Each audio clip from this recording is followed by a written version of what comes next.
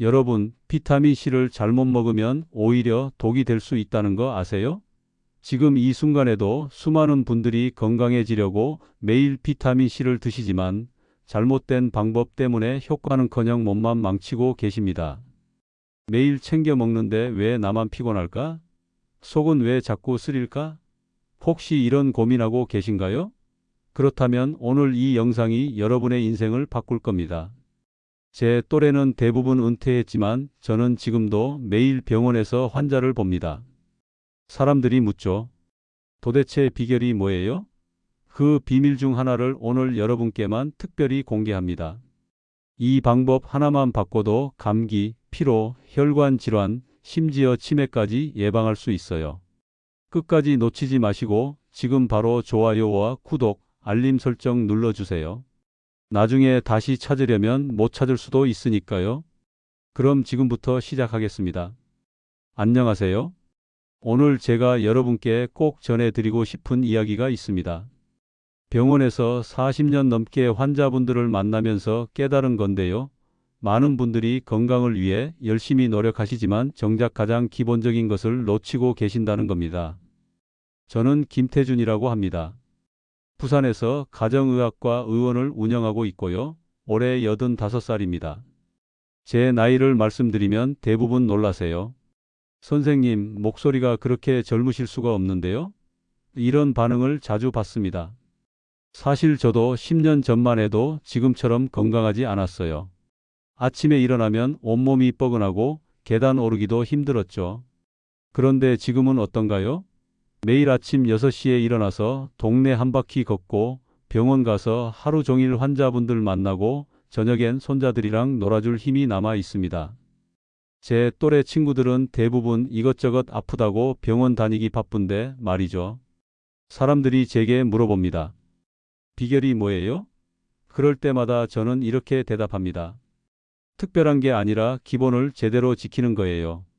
그 기본 중에서도 오늘 말씀드릴 내용은 정말 중요한데 많은 분들이 잘못 알고 계세요. 비타민C 드시죠? 약국 가면 제일 흔하게 볼 수 있는 영양제잖아요. 그런데 여러분, 이거 제대로 드시고 계신가요? 저는 환자분들한테 항상 묻습니다. 비타민C 어떻게 드세요? 그러면 열의 9은 이렇게 대답하세요. 아침에 일어나서 한 알 먹어요. 또는 생각날 때마다 먹어요. 바로 여기에 문제가 있습니다. 비타민C가 효과가 없는 게 아니에요. 먹는 방법이 잘못된 거예요. 마치 좋은 약을 가지고 있으면서 사용 설명서를 안 읽고 쓰는 것과 같습니다. 제가 왜 이렇게 확신을 가지고 말씀드리냐면요. 저 자신이 경험했기 때문입니다. 10년 전쯤이었어요. 그때 저는 70 중반이었는데 갑자기 기력이 떨어지더라고요. 아침에 일어나기도 힘들고 오후만 되면 피곤해서 진료실 의자에 앉아만 있고 싶었어요. 환자분들 얼굴을 봐도 집중이 안 되고요. 처음엔 나이 탓인 줄 알았습니다. 이제 나도 늙었구나 하고 체념했죠. 그런데 우연한 기회에 외국 학회에서 발표된 자료를 보게 됐어요. 비타민C를 하루에 한 번 먹는 것과 여러 번 나눠 먹는 것의 차이에 대한 내용이었습니다. 그때 깨달았죠. 내가 비타민C를 매일 먹긴 하는데 방법이 완전히 틀렸구나. 그래서 바로 다음 날부터 복용 방법을 바꿨습니다. 그랬더니 놀라운 일이 일어났어요. 한 달도 안 돼서 몸이 가벼워지는 게 느껴졌어요. 아침에 눈 뜨는 게 편해지고 오후에도 정신이 또렷했습니다. 그때부터 제 환자분들한테도 똑같은 방법을 권했어요. 그 중에 기억나는 분이 계세요. 최영숙 할머니라고 71살이셨는데 늘 피곤하다고 하셨어요. 선생님, 저 요즘 너무 힘들어요. 밥 먹고 나면 바로 눕고 싶고 장 보러 가는 것도 힘들어요. 저는 할머니한테 물었습니다. 비타민C 드세요? 네, 매일 아침마다 한 알씩 먹어요. 그래서 제가 말씀드렸죠. 할머니, 이제부터 하루 3번으로 나눠 드세요. 아침, 점심, 저녁 식사하고 나서 한 알씩요. 한 달 뒤에 할머니가 오셨는데 표정이 완전히 달라져 있더라고요. 선생님, 이게 무슨 일이에요? 요즘 장 보러 다니는 게 하나도 안 힘들어요. 손주들 봐주는 것도 전보다 훨씬 수월하고요. 저는 그때 확신했습니다. 이 방법이 정말 효과가 있구나. 여러분, 비타민C가 우리 몸에서 어떻게 작동하는지 아세요? 이게 참 신기해요. 우리 몸은 비타민C를 저장해두지 못합니다. 먹으면 몇 시간 안에 소변으로 다 빠져나가요. 그래서 아침에 한 번만 먹으면 점심때쯤이면 이미 몸속에 비타민C가 거의 없는 상태가 되는 거예요. 상상해 보세요. 휴대폰 배터리가 아침에만 충전되고 하루 종일 써야 한다면 금방 꺼지겠죠. 우리 몸도 마찬가지예요. 하루 종일 비타민C가 필요한데 아침 한 번만 공급하니까 효과를 제대로 못 보는 겁니다. 그리고 또 하나 중요한 게 있어요. 많은 분들이 아침에 일어나자마자 빈속에 비타민C를 드세요. 그러면 속이 쓰리고 불편하죠. 그래서 나는 비타민C 먹으면 속이 안 좋아라고 말씀하시는 분들이 많아요. 하지만 그건 비타민C 자체가 문제가 아니라 공복에 먹어서 그런 겁니다. 제가 환자분들한테 항상 강조하는 게 있어요. 식사하고 나서 드세요. 밥 먹고 30분쯤 지나서 먹으면 속도 편하고 흡수도 훨씬 잘 돼요. 이렇게 간단한 차이가 효과를 완전히 바꿔놓습니다. 자, 그럼 이제 왜 그런지 원리를 말씀드릴게요.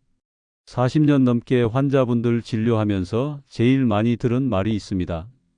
선생님, 비타민C 매일 먹는데 효과가 하나도 없어요. 오히려 속만 쓰려요. 그럴 때마다 저는 이렇게 물어봅니다. 언제, 어떻게 드세요? 그러면 거의 다들 똑같이 대답하세요. 아침에 일어나서 빈속에 한 알 먹어요.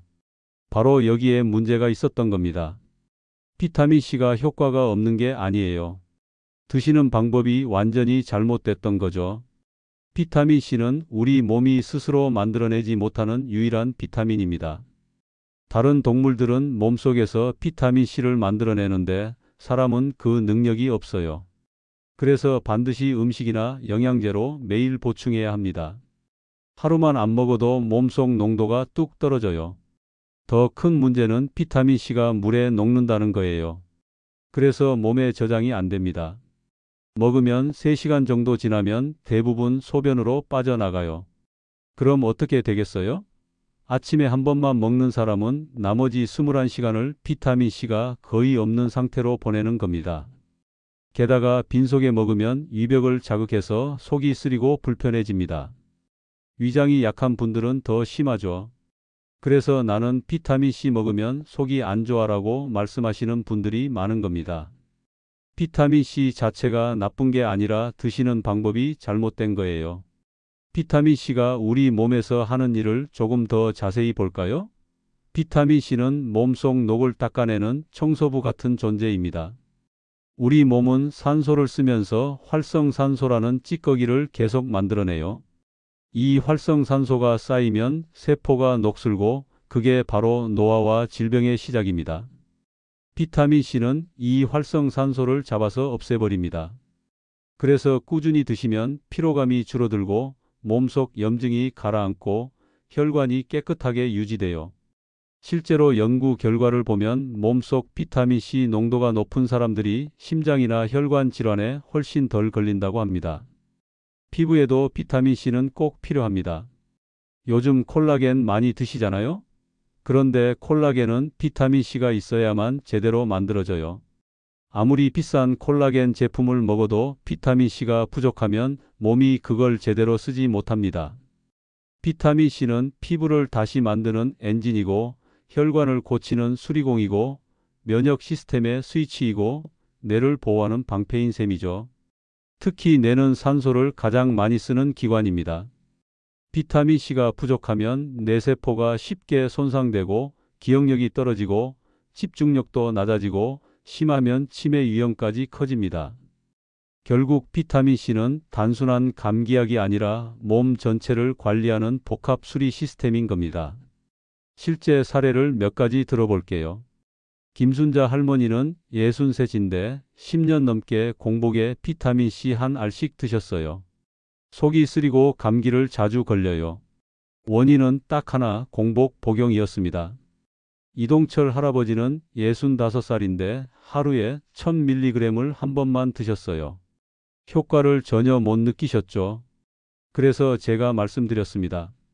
할아버지, 아침, 점심, 저녁으로 나눠서 드셔야 합니다. 그 결과 석 달 뒤에 겨울 내내 감기를 한 번도 안 걸리셨어요. 조명숙 할머니는 67살인데 오후만 되면 피곤해서 늘어지셨는데 비타민C를 3번으로 나눠 드시고 나서 하루가 훨씬 가벼워졌다고 하시더라고요. 이유는 명확합니다. 비타민C는 먹고 나서 2~3시간이면 농도가 떨어져요. 그래서 하루 한 번으로는 몸이 비어 있는 시간이 너무 길어요. 하루 3번 식사하고 나서 드시는 게 핵심입니다. 아침, 점심, 저녁에 나눠 드시면 하루 종일 몸속 농도가 안정적으로 유지됩니다. 공복에 먹지 말고 식사 중간이나 바로 뒤에 드세요. 그게 제일 흡수도 잘 되고 속도 편합니다. 그럼 이제 비타민C 종류에 대해서도 말씀드릴게요. 약국 가보시면 비타민C가 정말 많잖아요. 알약도 있고 가루도 있고 젤리 형태도 있고 어떤 걸 골라야 할지 헷갈리시죠? 제일 흔한 게 일반형이에요. 알약 형태로 된 기본 비타민C죠. 이건 가장 기본적이고 빠르게 흡수되는 장점이 있지만 금방 배출돼요. 그래서 자주 나눠 드셔야 합니다. 하루 3번 드시기에 적당해요. 그 다음이 리포조말형이라는 건데요. 이건 비타민C를 지방층으로 감싼 거예요. 흡수율을 높이는 기술이죠. 그래서 흡수율이 90% 이상이고 위 자극이 거의 없어요. 위가 약하신 분들이나 역류성 식도염 있으신 분들한테 정말 좋습니다. 가격은 조금 비싸지만 효과는 확실해요. 젤리 형태, 구미형이라고도 하는데요. 맛있고 먹기는 편한데 비타민C 함량이 낮고 당분이 많이 들어가요. 그래서 저는 이건 보조용으로만 드시라고 권해드립니다. 정리하자면 일반형은 기본형, 리포조말은 프리미엄형이라고 보시면 돼요. 가능하면 리포조말 형태를 선택하시는 게 좋습니다. 이제 비타민C와 궁합 이야기를 해볼까요? 비타민C는 언제 무엇과 함께 드시느냐에 따라 효과가 정말 천지 차이예요. 먼저 좋은 궁합부터 말씀드릴게요. 철분제 드시는 분들 많으시죠? 빈혈 때문에 드시는데 비타민C랑 같이 드시면 철분 흡수율이 2배로 올라갑니다. 저희 병원에서 빈혈 환자분들한테는 꼭 비타민C랑 같이 드시라고 말씀드려요. 콜라겐하고도 궁합이 아주 좋아요. 피부 재생 속도가 훨씬 빨라집니다. 그리고 물하고 같이 드시면 흡수가 잘 촉진되고 위 자극도 완화돼요. 특히 미지근한 물이 제일 좋습니다. 반대로 나쁜 궁합도 있어요.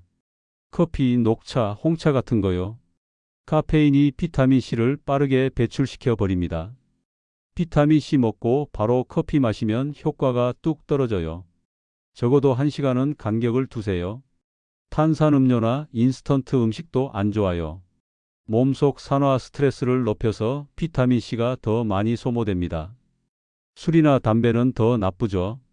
담배 한 갭이 피우면 비타민C가 25mg씩 파괴돼요. 그래서 담배 피우시는 분들은 비타민C를 훨씬 더 많이 드셔야 합니다. 칼슘 보충제랑도 같이 먹으면 안 돼요. 결석 위험이 있어요. 최소 2시간 이상 간격을 두고 드세요. 비타민C는 정말 언제 무엇과 함께 하느냐에 따라 효과가 완전히 달라집니다. 자, 그럼 이제 실제로 어떻게 드시면 되는지 하루 루틴을 구체적으로 알려드릴게요. 아침에는 밤새 몸이 쉬면서 산화 스트레스로 비타민C가 고갈된 상태예요. 그래서 아침 식사 바로 직후에 미지근한 물 한 컵이랑 500mg 드세요. 귤이나 오렌지, 키위, 파프리카 같은 과일이랑 같이 드시면 더 좋고요. 커피는 1시간 뒤에 드세요. 점심에는 우리 세포가 가장 활발하게 움직이는 시간이에요. 식사하고 30분쯤 지나서 500mg 더 추가로 드세요. 철분제 드시는 분들은 이때 같이 드시면 흡수율이 크게 증가합니다. 저녁에는 몸이 회복 모드로 들어가는 시간이죠. 잠들기 1시간 전에 리포조말 형태로 500mg 드시고 콜라겐이랑 물도 같이 드세요. 그럼 밤새 세포가 재생되면서 다음날 아침에 피부가 맑아지고 피로가 덜해집니다. 주의할 점도 몇 가지 있어요. 위가 약하신 분들은 절대 공복에 드시면 안 돼요. 신장 질환 있으신 분들은 하루 1000mg 이하로만 드세요. 담배 피우시거나 술 자주 드시는 분들은 2000mg까지 드셔도 괜찮습니다. 당뇨 있으신 분들은 리포조말보다는 일반형 복용이 더 안정적이에요. 비타민C의 진짜 힘은 감기 예방이 아닙니다. 암, 치매, 심혈관 질환, 피부 노화를 막는 몸의 리셋 버튼이자 세포의 복원 엔진이에요. 실제 사례를 더 말씀드릴까? 최기훈 할아버지는 69살인데 위축성 위염으로 몇 년을 고생하셨어요. 그런데 비타민C를 제대로 드시고 나서 많이 개선되셨어요. 윤명자 할머니는 72살인데 대장 용종이 자꾸 재발해서 걱정이셨는데 지금은 재발 없이 깨끗해졌습니다. 이준식 할아버지는 올해 80살인데 초기 치매 증상이 있었는데 비타민C 꾸준히 드시고 나서 증상이 멈췄고 기억력도 돌아왔어요. 이런 건 기적이 아닙니다. 습관의 결과예요. 매일매일 꾸준히 제대로 드신 결과입니다. 저도 사실 30년 전까지는 아침에 한 알씩만 먹는 수준이었어요. 그런데 피곤하고 감기 자주 걸리고 집중력도 떨어지더라고요. 그때 복용법을 완전히 바꾼 뒤로 제 인생이 완전히 달라졌습니다. 지금 저는 아침에 3000mg, 점심에 3000mg, 저녁에 2000mg, 이렇게 총 8000mg을 가루 형태로 나눠 먹어요. 그 덕분에 88살인 지금도 하루 종일 서서 환자분들을 볼 수 있습니다. 저는 환자분들한테 늘 이렇게 말씀드려요. 특별한 비결은 없습니다. 다만 기본을 제대로 지킬 뿐이죠. 그 기본이 바로 올바른 비타민C 복용법입니다. 100세까지 건강하게 사시는 분들의 공통점이 뭔지 아세요? 단 하나예요. 바로 매일의 작은 습관입니다. 이만수 어르신은 91살이신데 30년째 비타민C를 꾸준히 드세요.